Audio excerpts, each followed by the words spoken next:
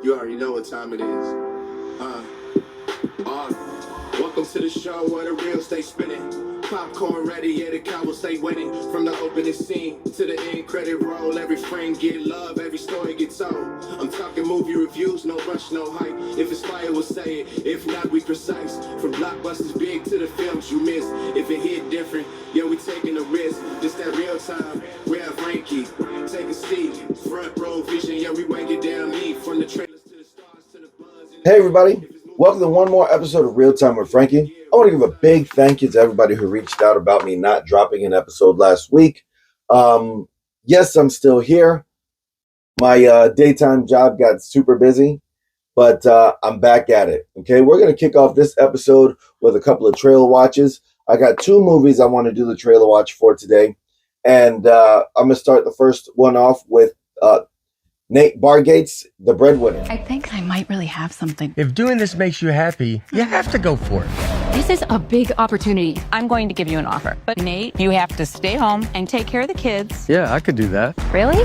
We're all gonna die. I'm right here.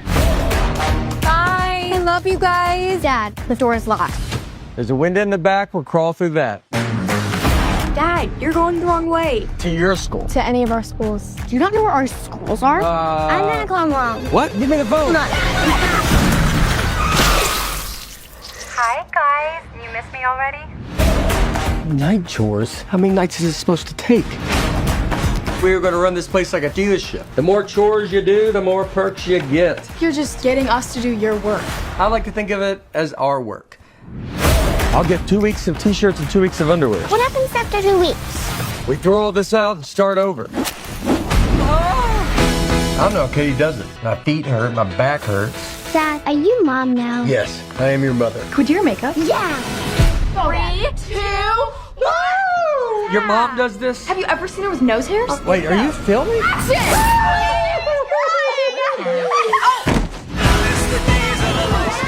The dead era is about teamwork. So let's talk about it. What do we need to get through this? I want a horse. That can't be one of the things. Who's that? Brian, the boy she likes. Maybe Brian should come over for dinner. Brian! You wanna come to dinner? She makes it look so easy. This has been the hardest I've ever worked in my life. I know this is hard, growing into new roles, but this could change our lives. Trust me, I'm not gonna let your dream die. Sorry. Sir, this is a spelling bee. Settle down. Not the vibe? Dad, the toilet's clogged. Sounds like a service manager problem. I'm on it. This gives me a week's supply of cupcakes. Atta girl. Now, this movie looks absolutely hilarious. I think it's the first comedy I've done a trailer watch for. But very happy to see Nate Bargatze, starring in this film. He's already a great stand-up comedian. He's more of a writer than actor, right? On his IMDb page, he's got way more writing credits than acting credits. And I'm sure that just comes in the world of stand-up comedy, right? The movie looks great. I'm glad to see him stepping into his acting thing because he is great on screen or doing these types of things. He just hosted the Emmy Awards last year, and I thought he was absolutely phenomenal. Set the tone with keeping the pacing going. Don't stand up here too long. He had this whole thing about donating money to Boys and Girls Club of America. He said, I'm going to start off with $100,000, but every person that talks for more than 1 minute, the money goes down every second over a minute, or I think it's $100 every second over a minute.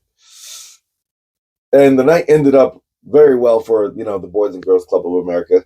But anyways, it was really, really funny. I want to see more of Nate Bargatze in that way. But this Breadwinner film, good cast, Nate Bargatze, and it's filled with other comedians as well, which is expected. Comedians working with comedians is a very, very, very regular thing. You got Nate Bargatze, Will Forte is going to be in this, Kamal Nanjiani, Colin Jost. I want to give a big shout out to Zach Cherry. Zach Cherry is one of those actors who you're like, oh, I've seen him. He's that guy from that thing. Zach Cherry is one of those actors In fact, one of my favorite things about Zach Cherry is a commercial he did where he said that same thing. He says, "Hey, it's me, that guy from that thing." And, being able to lean into that, he knows he gets work. He's just unrecognizable sometimes, but I promise you look up Zach Cherry, you know exactly who he is. You've seen him in plenty of things. I hope he has a really standout role in this film. He's not seen in the trailer, but I hope he has a really standout role in this film. Zach Cherry, I love him every time I see him. I want to see more of him. All right. Mandy Moore is going to also be in this movie. She plays the wife in the film who goes off to operate her business. The one thing I don't like about this movie, and it's a comedy, right? It's a comedy. So take the situation super lightly. I just don't like the idea the concept, the thought that men can't handle the household without the woman there. Like, oh, take the wife out the home and the whole thing will crumble. It'll be in shambles, blah, blah, blah, blah, blah. Sure, I'm sure especially if you have a partner that you're used to having around, anything would be difficult on your own. But to the extent of what this movie looks like is going to take it to, blah, whatever. But that's the point of comedy, take something exaggerated to a funny point. I think the movie's going to do great. I'm definitely going to be watching it. And, look out for that trailer watch. That's a movie review. Look out for that movie review.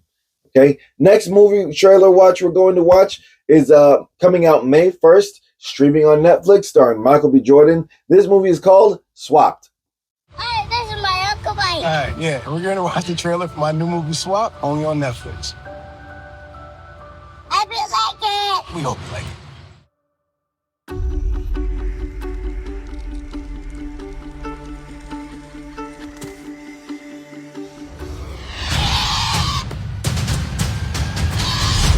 Hi, my name is Ollie, and this is just a regular day for me. Saying that the creatures of this valley don't get along is a bit of an understatement. Hey! Big dumb sack of feathers, come and get me, huh? Oh! Come on! Ah! Watch it! Whoa! Whoa! Watch out! Ah! This isn't my body! Get these feathers off of me! Ah! Where are my beautiful feathers? Where are my beautiful wings? I'm stuck in here! Somebody help! What did you do? You nutcake! We need to switch bodies again. Wrong body! Ah! Sounds fun! We have to find another one of those pods. I've seen them by the great waterfall. Let's go. Come on, hurry! I don't fly. What am I supposed to do, huh? I'm supposed to just raise my wings and all that. Oh! Ouch. Thanks to you, I'm even further away from getting home. Oh, please, I'm short, hairy, and pretty much everything in the valley wants to eat me. I think we could take them. Are you nuts? We're gonna die! Trust me, Ollie! Flap, Ollie! Flap!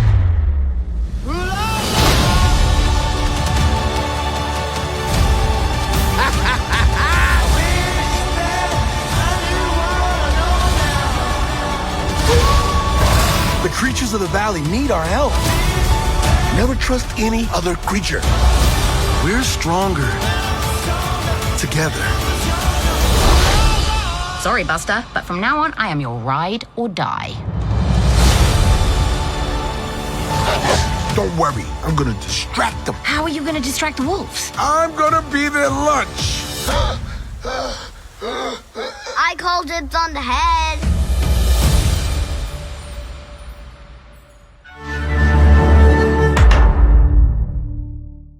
All right, that was the trailer for Swapped, and I'll say it as if Michael B. Jordan didn't already have his option for women. He is locking it in with single mothers out there. Coming off the heels of Sinners, winning Best Actor, and then this trailer starts off with him and his niece and nephew.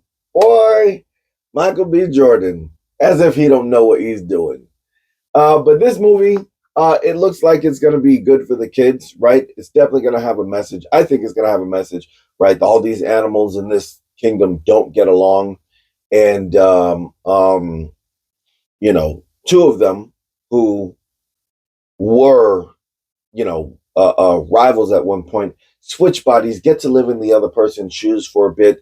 It looks like they're going to work together to resolve an issue, and then by the time their bodies get switched, they'll have a different understanding of each other and go on to be friendly with one another.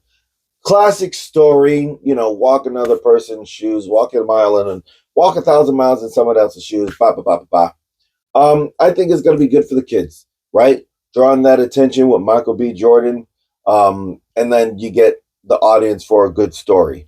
Some of the actors' voices who are going to be in here, I'm looking at the IMDb page. It says Cedric the Entertainer is going to have a role. Tracy Morgan, he's actually in the trailer. That big old fish that you see, he's actually in the trailer. Michael B. Jordan, the lead character, and then you have Juno Temple. Juno Temple is actually a wonderful actress. She played a phenomenal part in this TV series called Ted Lasso. Ted Lasso went on for 3 seasons, and I heard they were coming back for a 4th. I hope that's true because I will be watching that as well. But glad to see Juno Temple still working. Like Ted Lasso was so big, and me personally, I haven't seen her in anything else. She's not an American actor, so she could be working overseas, and stuff probably isn't being released here in the States. But I just haven't seen her since Ted Lasso. I'm glad that she's still working. I love her character in Ted Lasso. I love her as an actress, and so I'm glad that she's still working. And probably not going to watch this movie. I'm not going to tell you not to watch it, but I just have a thing about animation. I can't watch new animated films. The last animated film I watched and actually enjoyed was Frozen.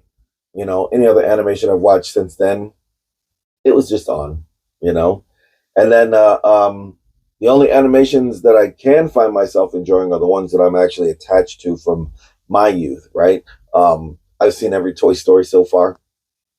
Toy Story, that ain't going nowhere. If it goes nowhere, if whatever Toy Story thing comes out, I'm there for it. So that's just how I feel about animation. So I probably won't be watching this, but yeah, okay. I want to move forward and introduce another segment. I want to introduce another segment that I want to do with you guys, and it's going to be called Everything I Hate About Marvel. As I stated in my very first episode with the Director's Note segment, I am no longer going to be promoting Marvel. I did it on my former show, but on this show, I'm not going to promote anything Marvel. So, I don't care to promote them. They're a machine that has gotten too big. People are going to watch it. I'm going to watch it, but I just won't be talking about it on my platform. So, I will talk about everything that I don't like, because the Marvel Cinematic Universe has changed Hollywood. I'm going to say for the worst. A lot less creativity going on. Too many adaptations of stories going on. The craft isn't actually being practiced. They're just, taking something that's already on a page and bringing it to screen. The character's already built, do this, do that, do this, do that. Versus, I think this character does this. I think this character will react to something in this way, So, but I will talk about what I don't like. The new segment I'm introducing is going to be called Everything I Hate About Marvel. I'm going to rewatch the entire Marvel Cinematic Universe, film by film. No shows, no Disney series included. But I'm going to watch all the films, and I'm going to, break down anything that I do not like about the movie. I'm going to do my best to go in chronological order, starting with Captain Marvel, or Captain America, the first Avenger, and I'm going to finish up the most recent film, which I believe the most recent film is still Spider-Man No Way Home. If a Marvel film came out after that, I guess I haven't been keeping track. But from Captain America, the first Avenger, all the way to the most recent Marvel film, I'm going to have to rewatch everything in chronological order. And I'm going to break down everything I don't like about the Marvel films. So stay tuned for that. If you want to get my opinion and get my views about what I don't like about Marvel, stay tuned for that. Chime in the comment sections when I do drop those segments, and can't wait for you to join me there. All right. Now to my final segment. All right. Director's notes.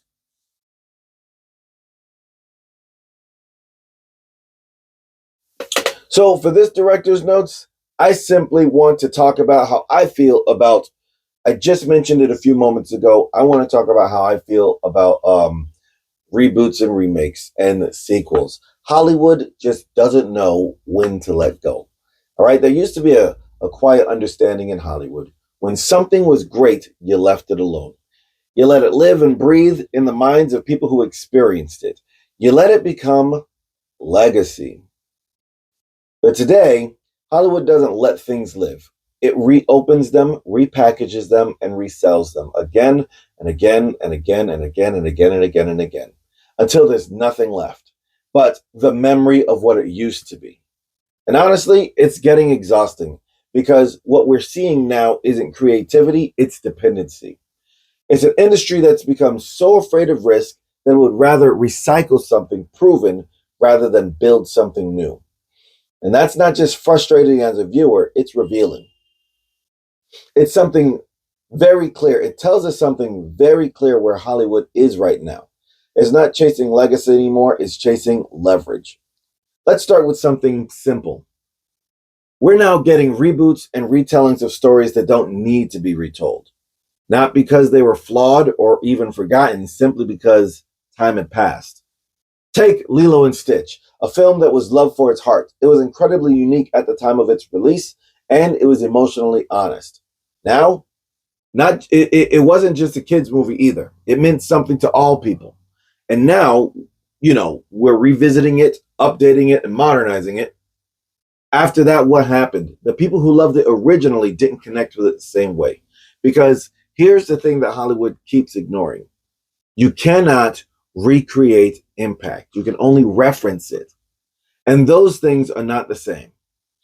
Then look at something like 13 Going on 30, a coming of age film that worked because of its moment, its charm, its cast, and its timing. And now they're talking about bringing it back. For what? To improve it or to monetize the memory of it? Because those two are very different intentions and audiences can feel the difference. Now, talking about sequels, because sequels used to mean something as well, like the story having more to say, or the world that was set hasn't finished being built yet. But now sequels are more of an obligation, like contracts being fulfilled instead of stories being told. Look at Ocean's 12. And if anybody knows me, I love the Ocean's franchise. All three movies, I think, work well together. All three movies work well together. But Ocean's 12 in that franchise, the sequel had the style, the cast, but not the same magic. It didn't elevate the story. It diluted it. You can even look up an old interview, George Clooney and Brad Pitt. They did not even want to make Ocean's 12. They say this openly in an interview.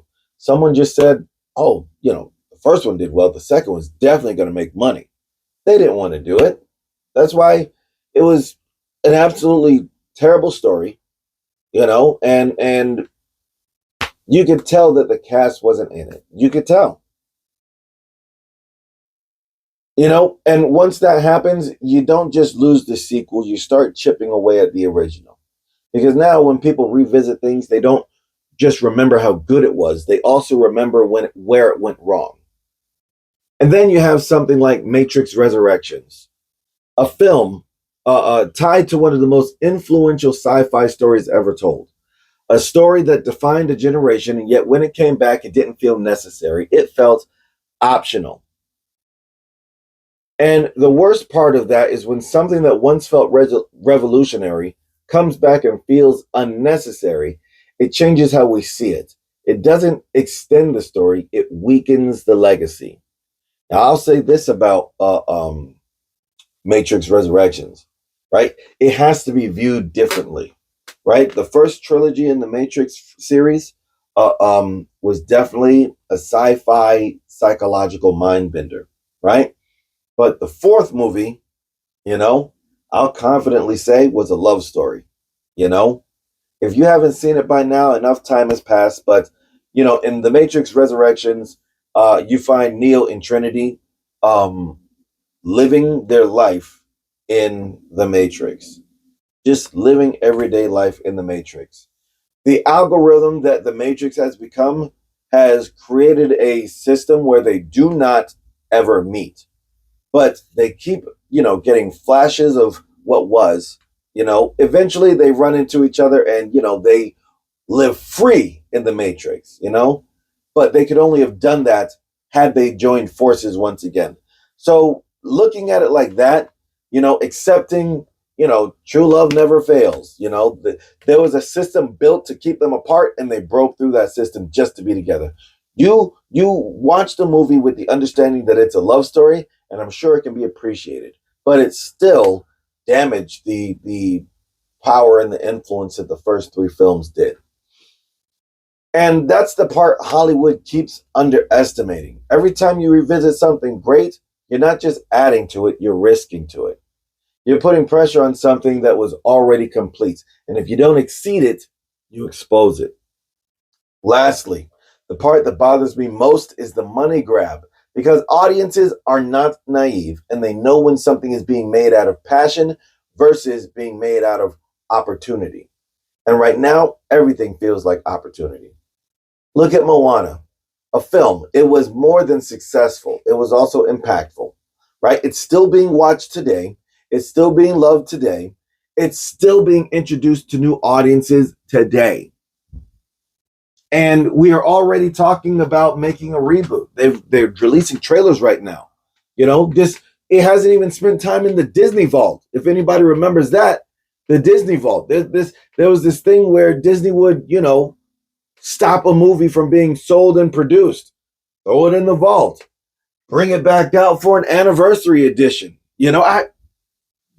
Moana didn't get any of that treatment, and it's already getting a live action reboot. 10 years off of the original film and like 4 years off of the sequel. A whole generation hasn't even passed. The movie is still alive, nowhere near the category of nostalgic. And that tells you everything that you need to know. This isn't about preserving stories.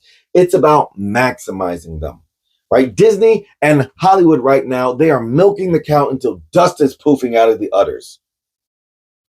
But here's the problem with that mindset. When everything is reused, nothing feels special. When everything is familiar, nothing is fresh. And when audiences start to feel that, they disengage. Not loudly or dramatically, but eventually, they stop getting excited. They stop believing that what they're about to watch is going to matter. And that's how you lose something more valuable than money. You lose belief.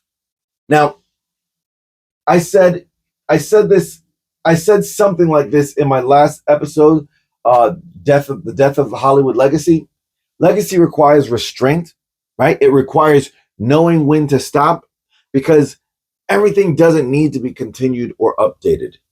Some things need to be protected, left alone and preserved in the form that people fell in love with it. Because that's how legacy is built, not through repetition, but through respect. And right now, respect for an actor's craft is in short supply. Hollywood doesn't have a creativity problem, it has a confidence problem. It doesn't trust new ideas to succeed, so it leans on the old ones in order to survive. But survival should not be the goal. Legacy should be the goal. And legacy doesn't come from doing something again and again. It comes from doing something that can't be replaced. So maybe the question isn't, why are there so many remakes? But the real question could be, why is Hollywood afraid to create the next original thing? Those are my director's notes. If you stayed to watch or listen this far, I want to thank you once more. Okay? Be sure to like this video, subscribe to the YouTube channel. Follow me on all social media at Discuss the Film, everywhere there is social media. And wherever you can listen to a podcast, the show is Real Time with Frankie. Right? I'll see you next time, y'all. Just that real time. We have Frankie. Take a seat. Front row vision. Yeah, we break it down.